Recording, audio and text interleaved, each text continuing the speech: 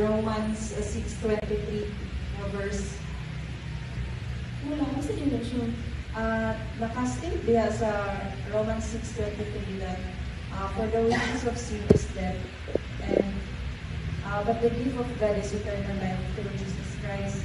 So from the first na for the wages of sin is death, lamang dito yung mga sala na ako lang din ang kasala tanan. Tapos atong sala is ma-separate na siya diha sa Ginoo katong imuhang sala na hindi na lang ka mo tingog sa mong parents kay nag-away sila, tapos murang discourage ko ka, hindi na lang nagkamusunod sa school. Murag diha magsugod yung imuhang dili lang siya separation sa imong parents. Murag ikaw na po nang separate sa imong self sa